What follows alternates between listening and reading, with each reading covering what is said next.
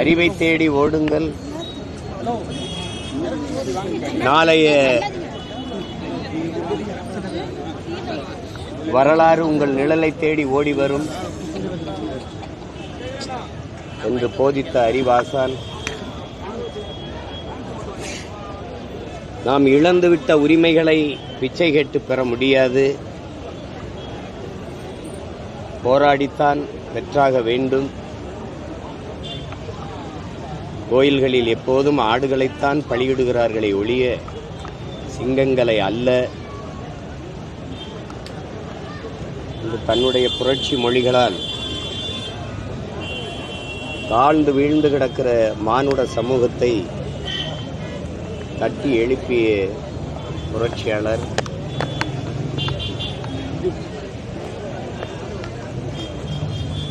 ஆயிரம் ஆண்டுகள் நாம் அடிமையாக வாழ்வதை விட ஒரு நொடியேனும் சுதந்திரமாக வீரமாக வாழ்ந்து சாவது மேலானது என்று உரிமை இழந்து அடிமைப்பட்டு கிடக்கிற சமூகங்களுக்கெல்லாம் உணர்வு சூடேற்றி உசிப்பிய புரட்சியாளர்.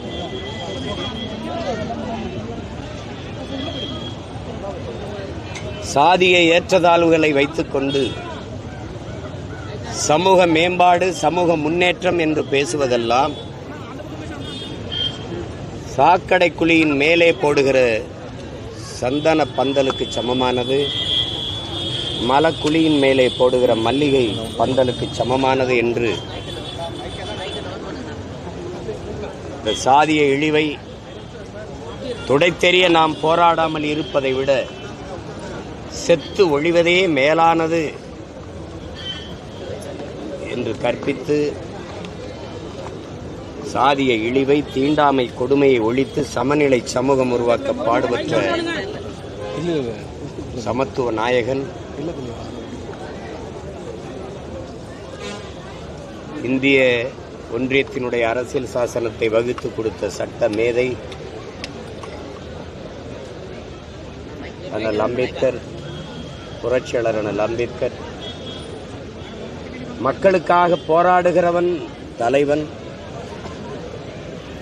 அந்த மக்களை போராட தயார் செய்கிறவன் புரட்சியாளன். அப்படி ஒரே நேரத்தில் மக்களுக்காக போராடுகிற தலைவனாகவும் போராட தயார் செய்கிற புரட்சியாளனாகவும் வாழ்ந்த மாபெரும் மேதை. என்னை கடவுளாக்கி வழிபடாதே, என்னை கருவியாக்கி போராடு என்று போதித்தவர். இந்த புரட்சியாளனுடைய பிறந்த நாளில் ஆழ்ந்து வீழ்ந்து கிடக்கிற தமிழ் தேசியன பிள்ளைகள் அவரிடமிருந்து உரிமைக்காக போராடுகிற உயர்ந்த லட்சிய நோக்கத்தை பெற்று வந்த பிள்ளைகள் இந்த அடிமை நிலையிலிருந்து உரிமை பெற்று எல்லா மொழிவழி தேசிய இனங்களையும் போல உயர்ந்து சிறந்து பெருமையோடு வாழ்வதற்கு பாடுபடுவோம் என்ற உறுதியை நாங்கள் ஏற்கிறோம். அவர் பிறந்த நாளில் சாதிய ஏற்றத்தாழ்வுகளற்ற சமநிலை சமூகம் படைக்க அரும்பாடு ஆற்றுவோம் என்கிற உறுதியை ஏற்கிறோம். புரட்சியாளர் அண்ணல் அம்பேத்கர் அவர்களுக்கு எங்களுடைய பிறந்த நாள் வாழ்த்துக்கள், எங்களுடைய புரட்சி வணக்கத்தையும் புகழ் வணக்கத்தையும் செலுத்துவதில் பெருமை அடையும். அதுக்கப்புறம் ஒற்றுமை இந்த விஷயங்கள்லாம் அம்பேத்கர் நம்ம பெருசாக இருக்கோம். இப்போ பார்த்தீங்கன்னா ஒரு நீதிமன்றம் சார்ந்த விஷயத்துல கூட பெரும்பான்மையாக ஒடுக்கப்பட்ட மக்கள் சிறுபான்மை மக்கள் ரொம்பவே குறைவாக இருக்குது. முன்னாள் ஓய்வு பெற்ற நீதிபதினா கூட நிறைய இந்த மாதிரி அந்த மக்கள்லாம் வரணும், இவங்கெல்லாம் ஒதுக்கப்படுறாங்கன்னு சொல்றாங்க. ஒரு நீதி வழங்க வேண்டிய இடத்துல அந்த மக்கள்லாம் வர வேண்டியது எவ்வளவு முக்கியத்துவம் நீங்க நினைக்கிறீங்க? அது எல்லாத்துக்குமே அண்ணல் அம்பேத்கர் அவர்கள் வழிகாட்டியிருக்கிறார்கள். அவர்கள் தாழ்த்தப்பட்ட ஒடுக்கப்பட்ட பிற்படுத்தப்பட்ட மக்களின் ஒன்றிணைப்பு நடந்தாலே இந்த நாட்டில் ஆட்சி அதிகாரம் அவர்கள்ட்ட தான் இருக்குங்கிறாரு. நம்ம ஒடுக்கப்பட்ட மக்களுக்குள்ள 1 கோடி பிளவு இருக்குது, அப்புறம் தாழ்த்தப்பட்ட மக்களுக்குள்ள பல பிரிவுகள் இருக்குது. சொந்த ரத்தங்களுக்குள் யுத்தம், இதைத்தான் நமது முன்னவர்கள் தன்னின பகைங்கிறாங்க. அதனால தான் இது ஓர்மை இல்லாதனால. சரி, ஒன்று எடுத்துக்கிறோங்க, நாங்கள் தாழ்த்தப்பட்டவர்கள், எங்களுக்குள்ள எத்தனை அரசியல் அமைப்பு, ஒடுக்கப்பட்டவர்கள் எங்களுக்குள்ள எத்தனை அரசியல் அமைப்பு, சரி இஸ்லாமிய மக்கள் எங்களுக்குள்ள எத்தனை அரசியல் அமைப்பு.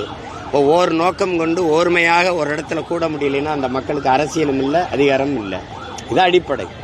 அவரால் கற்பிக்க முடிஞ்சது, அவர் வாழ்நாளில் போராட முடிஞ்சது. அதை பின்தொடர்ந்து வென்று முடிச்சிருக்க வேண்டியது நம்ம பொறுப்பு. அதை விட்டுட்டோம்.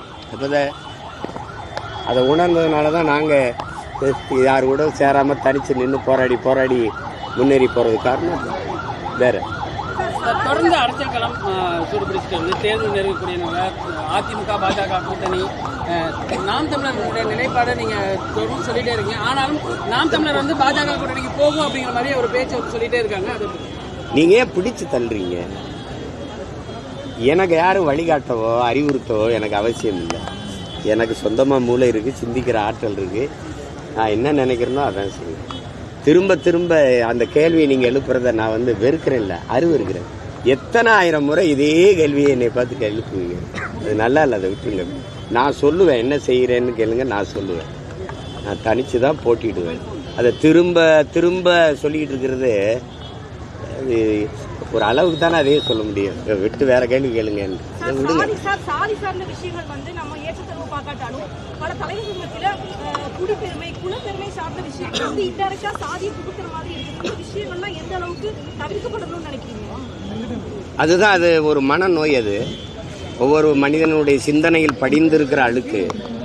அது அவர்களே தான் அதை கழுவணும். அடுத்தவன் போய் இது பண்ணும்போது அது பிரச்சனை ஆகுது. ஒரு மனிதன் சக மனிதனை தாழ்த்தி வீழ்த்தி சுகம் காணுகிறதுக்கு பேர் அது மனநோயின்னு தான் அதுக்கு பேர். அது கொஞ்சம் கொஞ்சமாக மாறும். இப்போ எங்களை பொறுத்தவரை நாங்கள் அதுக்கு தீர்க்கிறதுக்கு ஒரு அருமருந்தாக என்னென்னா அந்த வகுப்பு வாரி பெருநீத்துவத்தை கடைசி கருவியாக கருதுகிறோம். எல்லாருக்கும் உண்டானது எல்லாருக்கும் கிடைச்சிருச்சுன்னா இந்த ஏற்றத்தாழ்வுகள் தானாக செத்து ஒழியும்னு நினைக்கிறேன். எனக்கான கல்வி, எனக்கான வேலைவாய்ப்பு, அதற்கான ஊதியம் அது கிடைக்கும்போது ஒரு சரியாக வந்துடும் நினைக்கிறேன். பொருளாதாரத்தில் மேம்படும் போது அந்த சாதிய ஏற்றத்தாழ்வுகள் சிறுக செத்து ஒழிவதை நம்ம பார்க்குறோம், உங்களுக்கே தெரியும். அதனால் அப்படி தான் இது கொஞ்சம் கொஞ்சமாக ஒழிக்க முடியும். அது பல ஆயிரம் ஆண்டுகளாக இருக்கிற புறையோடி போன ஒரு பெரிய கொடிய புற்றுநோயினால் அது ஒரே நாள்லேயோ ஒரே ஆண்டுலேயோ அரை நூற்றாண்டுகளையும் இந்த நோயை குணப்படுத்த முடியல. ஒரு அம்பேத்கர் பத்தலை, ஒவ்வொருத்தரும் அம்பேத்கராக மாறணும். உங்களுக்கு விளங்குதுன்னு நினைக்கிறேன். அது வந்தால் தான் இது மாறும். மாற்றம் என்பது எனக்குள்ளேருந்து வரணும். அதுதான் அண்ணல் காந்தின்னு சொல்கிறார். நான் எப்படிப்பட்ட மாறுதலை நிகழ்த்த நினைக்கிறேனோ அந்த மாறுதல் என்னிலிருந்து தொடங்கணும்னு சொல்கிறார். அப்படி தொடங்கிட்டா மாறிடும். தொடர்ந்து கட்சி எப்படி பார்க்குது இந்த கோஷம் உங்களால எடுத்துப்படணும்னு நிறைய மக்கள் நினைக்கிறாங்களா? அந்த விஷயத்தை நீங்க எப்படி பார்க்குறீங்க? அது செய்கிறோம். அதையே தமிழ் படுத்தி முழக்கமிடணும் நாங்கள் விரும்புவோம். உங்களுக்கு புரியுதுன்னு நினைக்கிறேன். அது தலித்துங்கிறது எந்த மொழி சொல்லணும் உங்களால் சொல்ல முடியுமா? எங்களுக்கு பெருமைக்குரிய ஒரு அடையாளம் இருக்குது. நாங்கள் தமிழர், அதில் ஆதி தமிழருங்கிற ஒரு திமிரும் பெருமிதமும் எங்களுக்கு இருக்குது. அப்போ அந்த அடையாளத்தில் இருக்கிறத நாங்கள் விரும்புவோம். இது சும்மா யாதவ், தலித்து, யாதவ்னா எந்த யாதவ்? பீகார் யாதவா இல்லை உத்தரப்பிரதேச யாதவா? பல பிரச்சனைகள் இருக்குது. அதனால் நான் கோன் என்று சொல்லிக்கிறதா நான் பெருமைப்படுவேன். நான் ஆதி தமிழன் என்று சொல்லிக்கிறதான் பெருமைப்படுவேன். ஜெய்பீம்னு முழங்குறதுல எனக்கு ஒரு சிறுமையும் கிடையாது, பல மடங்கு பெருமை தான். அதே என் தம்பியெல்லாம் இப்போ ஜெய்பீம்னு சொல்லும்போது நாங்கள் திருப்பி ஜெய்பீம்னு முழங்க தான் செய்கிறோம். அதை நாங்கள் ஒரு வடி மேலே போய் தமிழ் படுத்தி முழங்குவோம், அவ்வளோதான். தொடர்ந்து தனித்தனியாக போட்டிடுவோம். பேச்சு பெரிய வைரல் ஆகிட்டு சீமான் கம்பேக் கொடுத்துருக்காரு அப்படிங்கிற மாதிரியான தகவல்லாம் பேசப்பட்டு வருது. எங்கே போயிருந்தேன்? கம்பேக் இதுதான் இருக்குது. வேறு தொடர்ந்து நாங்கள் தனிச்சு தான் போட்டிடுவோம் அப்படின்னு சொல்கிறீங்க. ஒரு இலக்கை நீங்கள் நிர்ணயித்து அதை தொடர்ந்து பயணிக்கிறீங்க. இந்த அதிகாரத்தை எப்போ அடைவீங்க? இலக்கை அது உங்களுக்கு சொல்கிறேனே, இழந்து விட்ட உங்களுக்கு அண்ணல் அம்பேத்கர் தான். இங்கே தேர்தல் அரசியல், திருடர் பாதை, தேர்தல் பாதை, ஓட்டு பொறுக்கிகள், அதிலெல்லாம் எனக்கு உடன்பாடு இல்லை. மக்களாட்சியை ஏற்றுக்கொண்ட ஒரு நாட்டில் கடைசி வலிமை அரசியல் அதிகார வலிமை தான். அதனால் அம்பேத்கர் உங்களுக்கு தெரியும், உலகத்தில் அவரை போல் அறிவாசான் எவனும் இல்லை, அவரை போல் கல்வியாளரும் இல்லை. அவரே சொல்லிட்டாரு, எல்லா துன்பப்பூட்டுகளுக்குமான சாவி ஆட்சி அதிகாரம் மட்டுமேன்னு. அதிகாரம் மிக வலிமையானதுன்ட்டாரு. அதை நாங்கள் முழுக்க ஏற்றுக்கிட்டோம். ஆனால் இன்றைக்கி இருக்கிற திராவிட அதிகாரம் மிக கொடுமையானதாக இருக்குது. அதை மாற்றணும்னு போராடுறோம், அவ்வளோதான். யாருக்கும் ஒரு சாதகமாக அமைஞ்சிடாத நம்ம தனிச்சு அதெல்லாம் அமையாது. நீங்கள் ஓட்டை பிரிக்கிறாருன்னா நீங்கள் என்ன ஏன் கூரை வீடு இல்லையா? உங்கள் வீடு கூரையை பிரிக்கிறேன்னு சொல்ல மாட்டீங்களா? இதெல்லாம் பைத்தியக்காரன். அவர் ஓட்டை இவர் பிரிப்பார், இவர் ஓட்டை அவர் பிரிப்பார். நீ அவ்வளோ பலகீனமாக இருக்கியா? உன் ஓட்டை நான் பிரிக்கிறேன்னா நீங்கள் பலகீனமாக இருக்கீங்களா? அவ்வளோ வலுவிழந்து இருக்கீங்களா? அப்படி பேசக்கூடாது, அப்படி பேசக்கூடாது. எங்களுக்கு ஒரு கோட்பாடு இருக்குது, ஒரு நோக்கம் இருக்குது. நீங்கள் திரும்ப திரும்ப சொல்கிறீங்க ஊழலை ஒழிக்கணும்னு எல்லாரும் சொல்கிறீங்க. யாரோட சேர்ந்து ஒழிக்கலாம்? மதுக்கடையை மூடணுங்கிறீங்க, யாரோட சேர்ந்து மூடலாம்? மது ஆலைகள் வச்சுருக்க உரிமையாளர்களோட சேர்ந்து மதுவை முடிவில. இந்த மாதிரி வேலைகளெல்லாம் பேசிக்கிட்டே திருப்பி பேசிட்டு கூடாது. என்னையும் சேர்த்துக்கொண்டு இந்த சாக்கடைகளை தள்ளுறதுல நீங்கள் எல்லாரும் பேரார்வம் கொண்டு இருக்கிறீங்க. நான் அது எங்கள் விருப்பம். நான் தற்காலிக தோல்விக்காக நிரந்தர வெற்றியை இழக்க தயாராக இல்லை. என்னுடைய பயணம் என் கால்களை நம்பிதான், எங்களின் பயணம் எங்கள் கால்களை நம்பிதான்.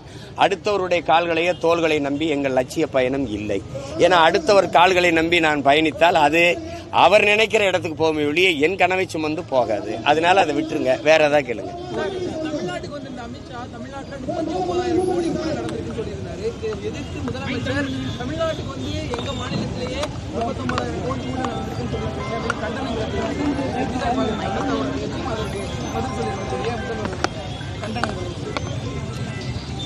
39,000 கோடி ஊழல் நடந்திருக்கான்னு எனக்கு தெரியல. அதை விட கூட நடந்திருக்குங்கிறதான் என்னுடைய கணிப்பு. அது ஒரு ஊழலே நடக்கலைங்கிறீங்களா இல்லை நடந்திருக்குங்கிறீங்களா? அப்படியா? சரி ஐயா, துரைமுருகன் சொல்ற மாதிரி தான் சொல்லணும். சபாஸ் அப்படிதான் சொல்லணும், வேற ஏதாவது சொல்லுங்க.